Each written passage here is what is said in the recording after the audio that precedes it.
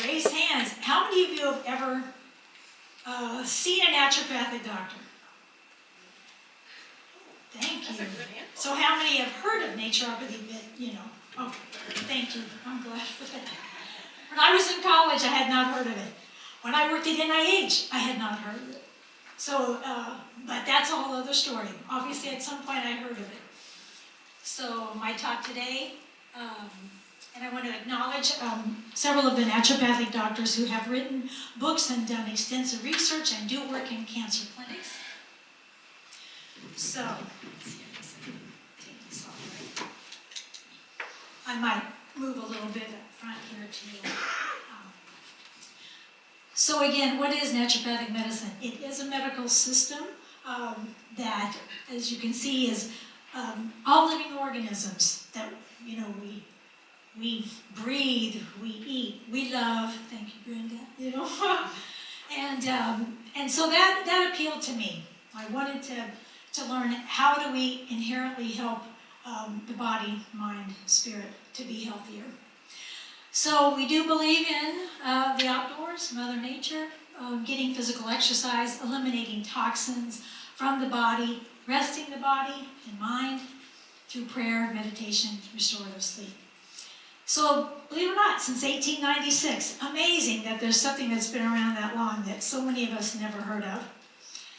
So, and then the beginning was about 1/10 of the profession was women, 90% men, but now it's really reversed. There's many women that are naturopathic physicians. These guiding principles should sound really good to all of us. Back in the 70s when I first heard about naturopathy, a lot of these weren't employed, but I think now with the whole notion of integrative medicine, this is more common. So, first, do no harm, the healing power of nature, identify and treat the causes, doctor as teacher, treat the whole person, and prevention. So again, as everybody in this room is just wondering, like, where does it come from? What could I have done to prevent it? I think obviously a lot of these questions are not answered. I do often tell my patients, though, I said, the planet is not as clean as it once was. I'm very suspicious that it's many of the chemicals that are in the environment that get in our food, etc., have something to do with this.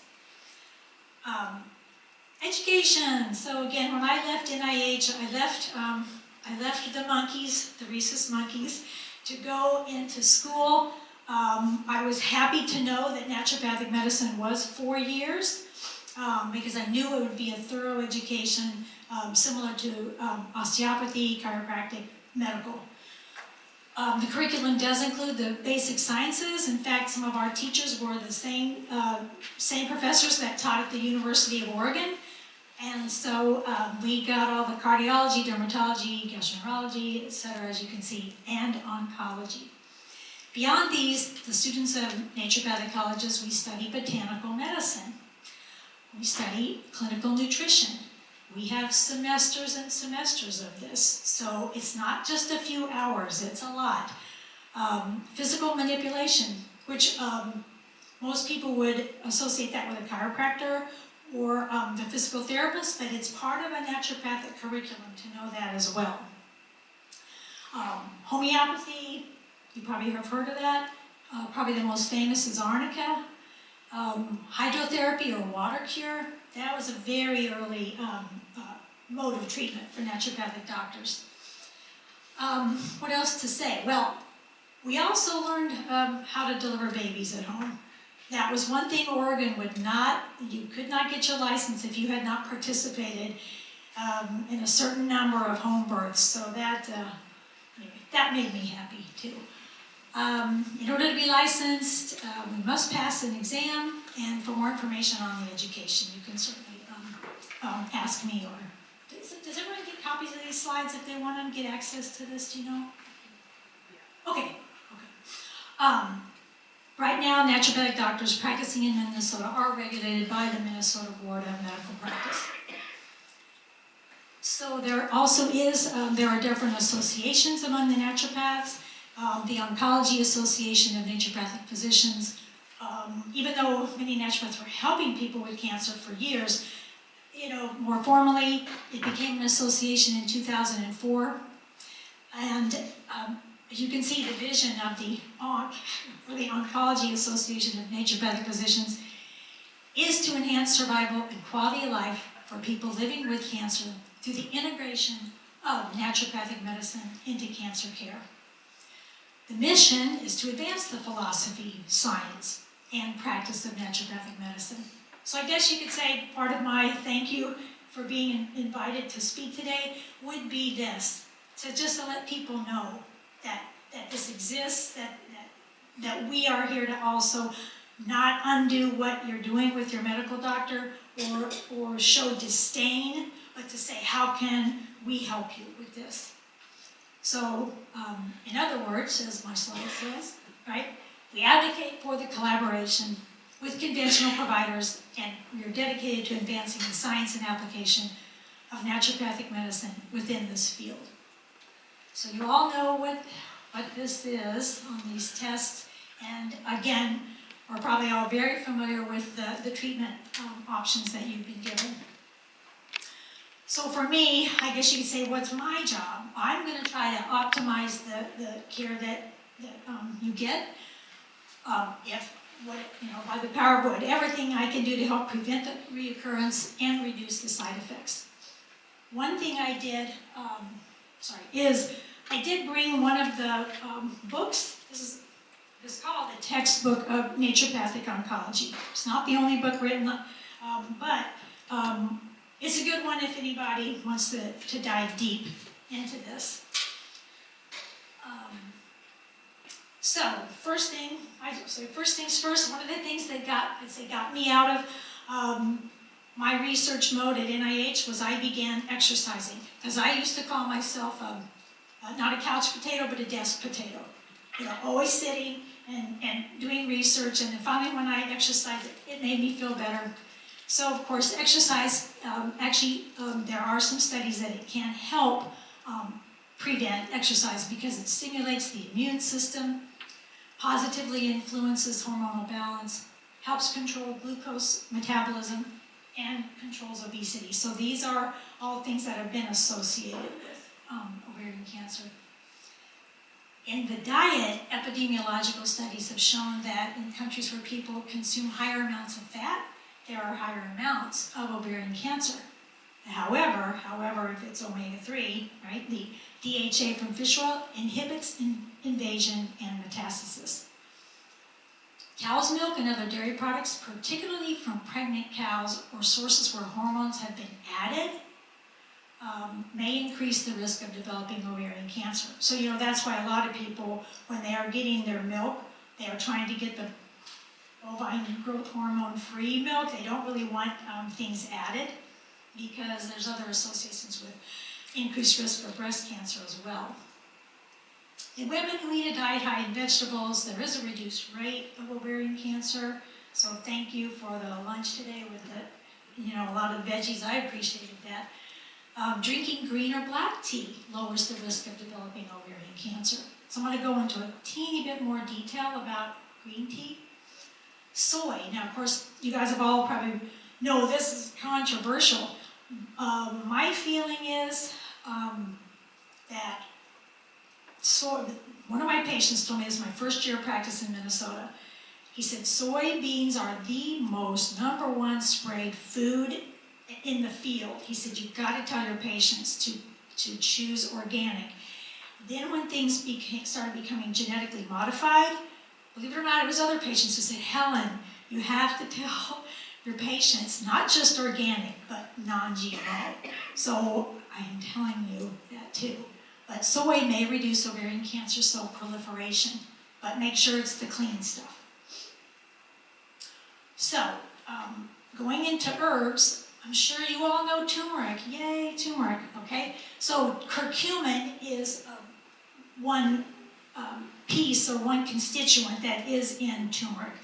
And that inhibits the growth of human ovarian cancer cells. I did provide references, which Stephanie has, so if anybody wants to take a look at kind of seeing who studied this, Stephanie can let you know. Ginkgo biloba, do you guys remember ginkgo from years ago? That was a popular herb that people were taking for memory. Well, it turns out ginkgo is associated with a 60% lower risk of developing ovarian cancer. So green tea, and one constituent is the EGCG. It's a big word, epigallocatechin gallate, so polyphenol, and it inhibits development and growth of ovarian cancer cells. So again, I will get into this a teeny bit again, but of course drinking green tea or taking the pills of EGCG have been found, while they'll help us fight cancer. Interesting that when it's in the presence of turmeric, sometimes the turmeric and the green tea will interfere with each other. So I actually was hunting down the researcher that everybody kept quoting about this. And anyway, in any event, did get in touch with them, and like I said, the gist of it is that if we use turmeric and green tea in a sequence, starting with green tea, we can help ourselves a bit more. So I advise my patients, maybe take the green tea, whether you're drinking it or taking the pills, take it with your breakfast, do your turmeric with lunch, maybe a decaffeinated green tea with dinner, and then turmeric before bed. Turmeric is anti-inflammatory, and it's actually been used in several, I guess you call it sleepy time remedies. So that sequence, I think, works well. Quercetin, have anybody heard about that? Quercetin is, again, it's a constituent of certain plants like onions, garlic, capers, some other foods. And normally, people think of it as a good antihistamine because it stabilizes mast cells.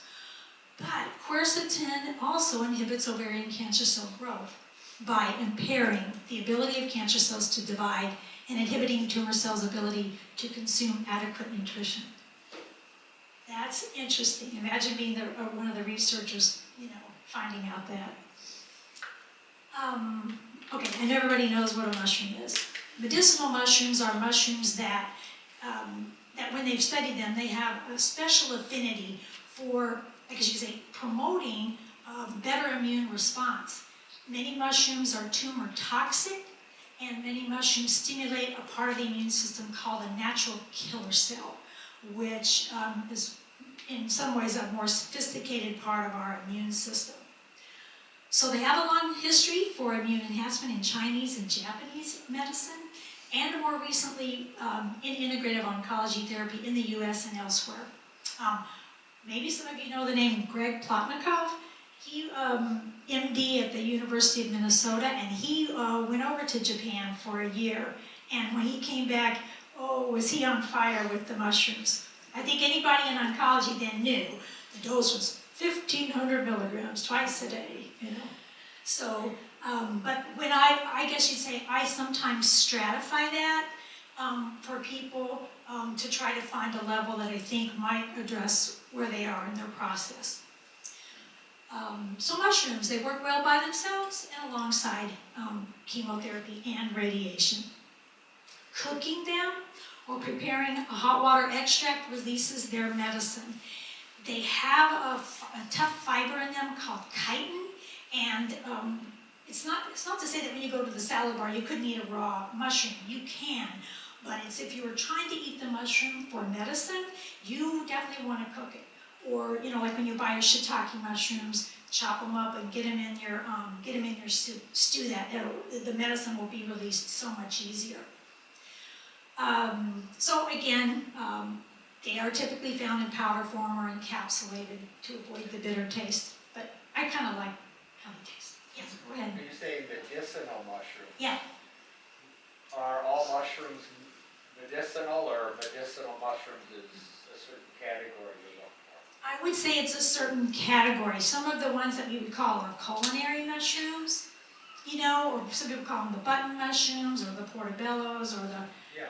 I always say criminy, but I think it's criminy, but the one, criminy, So Yeah, but I guess, So those are not medicinal. no, what's funny is they're usually not called medicinal, but it turns out that when they've studied them, yes, even the ones that we would eat just normally have some medicinal value. It's just that when compared to these, or compared to how much they stimulate the activity in the immune system, these are what I call like the A++ students. You get a higher. They definitely, when they compare, they'll see that these do better. So, I guess in a way I did try to put them in a type of order that maybe shows up in research, that the, I guess I already told you a lot of that at the top, increases natural killer cell activity, T cell, immune response, inhibits the growth of cancer cells, suppresses metastasis, reduces adverse effects of chemo, and prolongs survival. This is one of those funny things that some people who've taken mushrooms said that their hair did not fall out as much, or some people found their hair grew back quicker.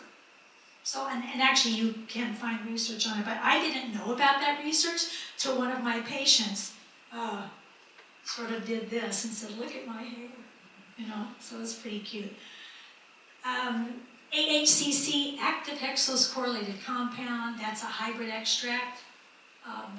Agaricus blazei, which I'm going to talk about further in the lecture. Turkey tail, that's probably maybe one among the ones that are the most common that we know about. Maitake, reishi, and good old shiitake. I'd say back when I was first really understanding what I could do for my patients with ovarian cancer was because a few of my favorite patients got it, and so I was calling some of the other naturopaths to say, what can I do? And it was so interesting to know that vitamin A, which is probably one of the least expensive things we can do for anybody, but vitamin A inhibits tumor growth, blocks progression, induces apoptosis, and induces cell differentiation. Okay, apoptosis is the word for programmed cell death. It's something that's supposed to be built in to our cells when they're healthy. There's supposed to be, I guess you could call it like a sense, an awareness in the cell that everything's okay, and that if the genetic code starts to go awry, providing the cell has enough nutrients, in particular say glutathione, it will help the cell to just sort of dehydrate itself. It says this code's no good, we're not going to have 1 becomes 2, 2 becomes 4, and so on. So when you see that word apoptosis, you'll know that's the programmed cell death. They say that's it. In this sense, it's a good thing. The herbs are helping to get the cancer to stop.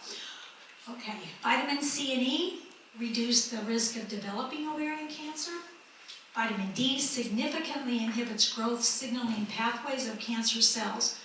Women with higher vitamin D levels at diagnosis typically have longer survival. So again, that one seems like an easy one. And I think, again, nowadays, most people in Minnesota know you've got to increase your vitamin D in the wintertime, okay?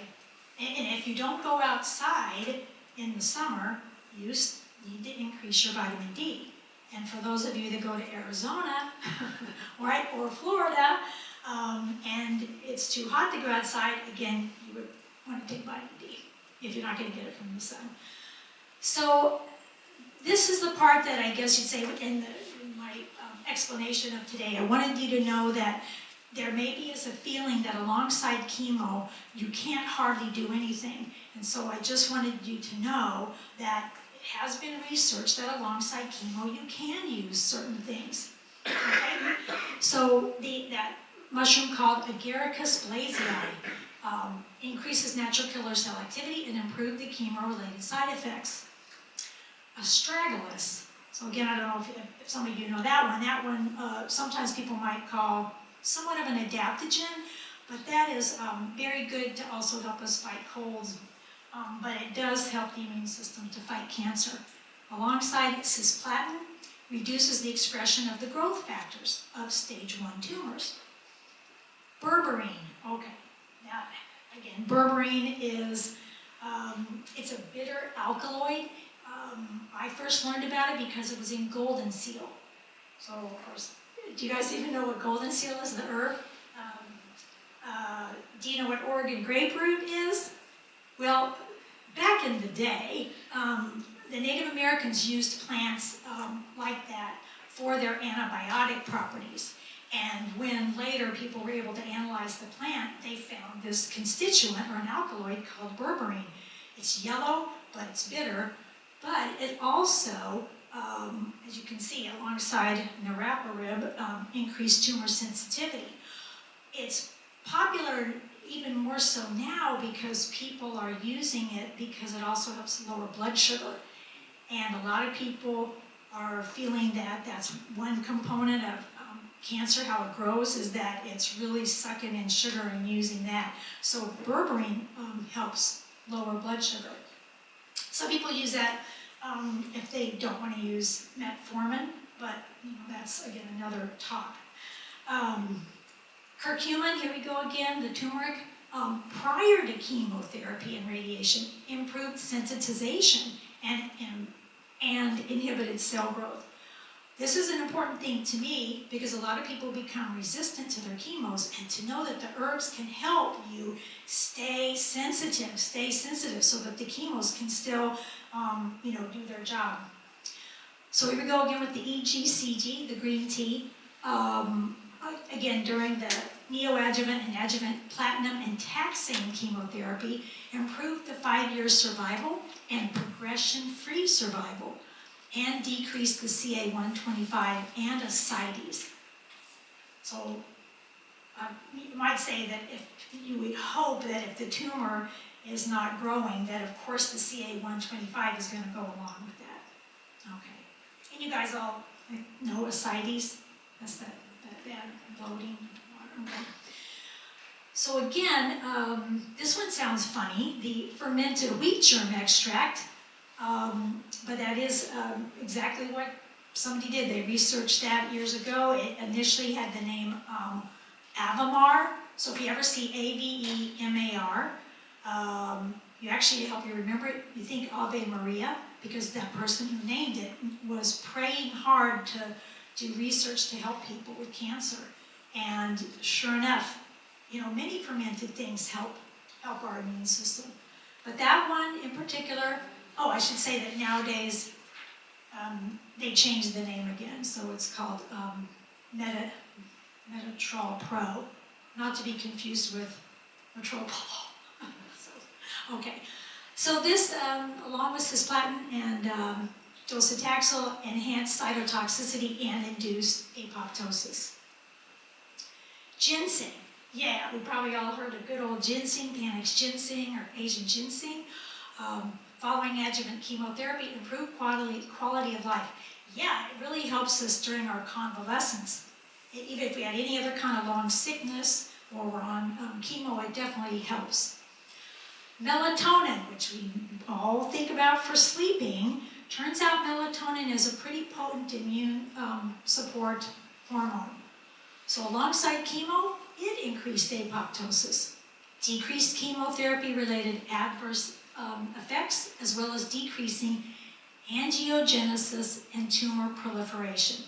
So in English, angiogenesis basically means the beginning of the new blood vessels.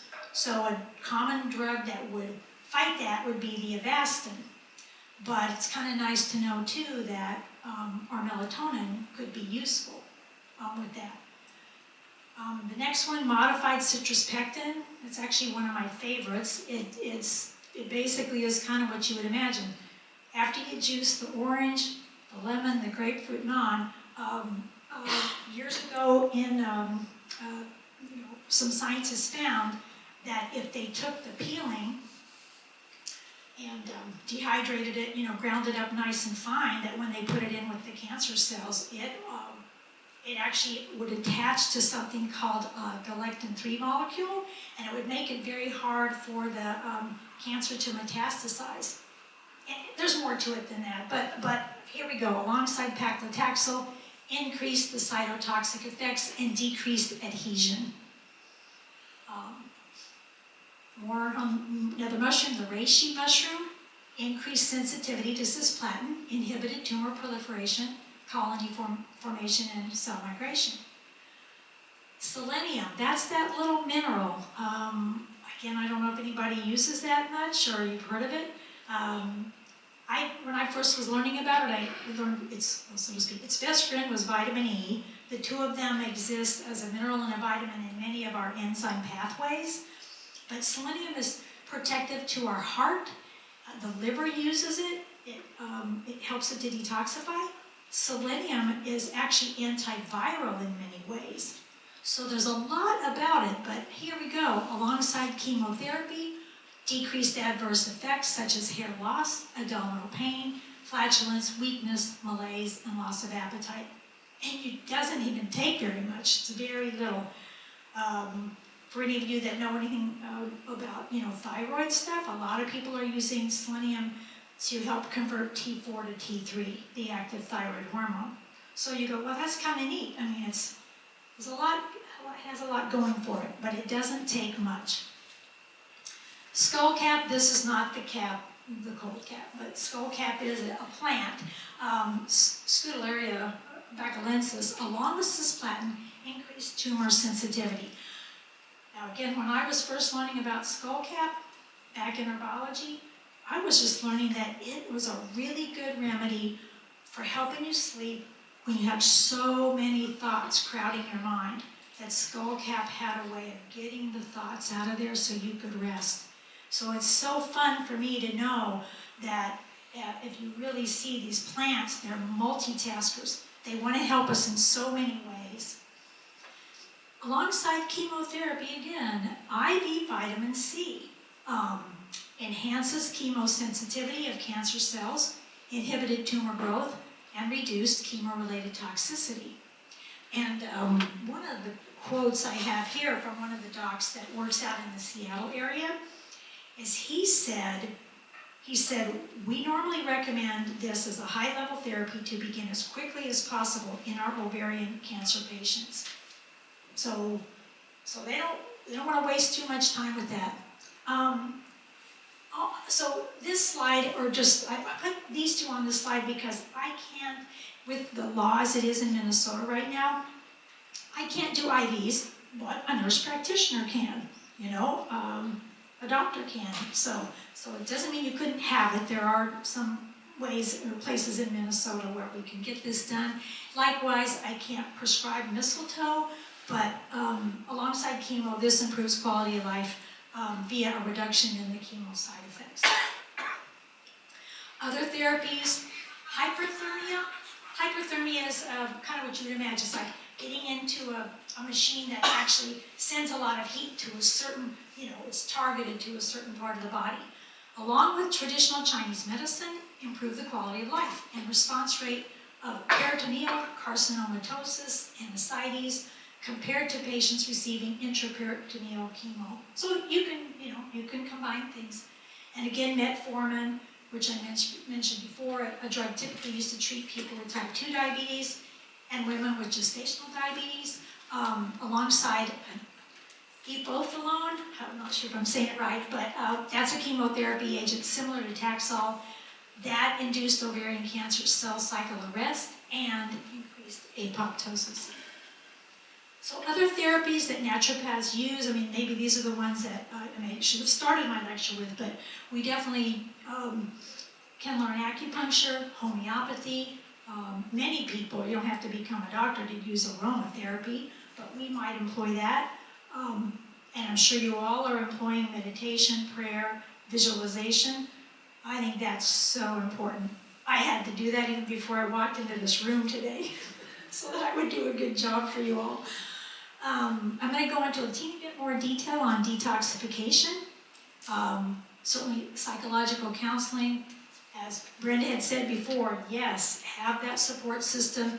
And I know other people say, if you can establish within yourself that sense of empowerment, that you're just saying, I am doing this the way I want to do it, and that you own what you do and you reach out to who you want. That is really important for helping people survive. And, let's just say reduce a recurrence, for at least for as long as you can. So I would say that there's maybe obviously it's sort of a time and a place for detoxing. When you're so weak, don't try to detoxify then. Get nourished and bolstered up, but there will be a time when people might want to say, okay, I want to get some things out of my system. From our point of view as a naturopath, and one of the principles of prevention, we would say it makes some sense to detoxify at least once a year, maybe twice if you can. Try to eat well and clean all the time, all right? But so toxins from our environment can negatively affect our tissues. Examples include organochlorine compounds present in the pesticides, parabens, which are present in many cosmetics and antiperspirants, cans lined with BPA. In case you don't know what that means, maybe everybody in this room knows what I'm talking about. When you open a can and it's got the white stuff inside, don't buy that brand. Don't get that. That's not good for us. Popcorn bags, lined with, PFAS, what's this, polyfluoro, whatever that is, right? Cadmium, cigarette smokes. Everybody kind of knows don't smoke cigarettes by now. But we need to eliminate them by using cleaner products in the home and purchasing organic food. Yes? Now you have pesticides. Are you talking about insecticides, herbicides, fungicides? Well, right now that would just be the pesticides, but I'm with you on herbicides and everything else. That would be, because pesticides just refers to pests. Correct, and herbicides would be when you are killing. So are you talking about Yeah. a herbicide? Yeah, well, and not right there, but you're right. I guess I could have typed more on that line. Sorry. Okay. So to support detoxification, our bodies clear these toxins via the detoxification pathways in the liver, the kidneys, the lungs when we exhale, and the skin through sweating. So again, I'm sure many of you have maybe got your own sauna, or you maybe have one in your house, or you go do sauna, or you bought the portable one. To do that. Drinking pure water throughout the day supports the liver and the kidneys. Typical dose is take your weight in pounds, divide by 2. It'll give you the number of ounces to drink that day, and you can also add more water for time spent exercising. Eating a rainbow of colorful fruits and veggies provides for antioxidant support and various diverse fibers that support the gut microbiome. You may want to think of this as, I say, eat something from a root, something from a stem, something from a leaf, something green, something yellow or white, red, orange, or purple. So when you really kind of flesh that out, a lot of studies have shown that the chemo works better when you have an intact gut microbiome. They've done studies where they have sterilized guts, in animals, and that chemo does not work as well. So even your gut microbiome critters are in on helping. So do your best to include this medley at lunch and dinner. I mean, if you really want to try for breakfast, go for it. But most people will, kind of save that. So in particular, the cruciferous veggies, they help to provide various liver detoxification. They provide help to various liver detoxification pathways. These vegetables contain glucosinolates, which are broken down during digestion to form indoles and other compounds that inhibit the development of cancer. Suggested amount to eat is actually 2 to 2.5 cups daily. The vegetables can be steamed, roasted, sauteed, or eaten raw. But I'm saying, please note, if you have hypothyroidism, avoid eating them raw. It's possible that can inhibit the conversion of the T4 to the T3. Examples of cruciferous: arugula, bok choy, broccoli, Brussels sprouts, cabbage, cauliflower, collard greens, horseradish, kale, kohlrabi, mustard greens, radishes, rutabaga turnips, watercress, and wasabi. So when you think about this wonderful variety, then you don't have to say, oh my God, every day I'm eating 2 cups of broccoli. You actually can really change it up. Thank you.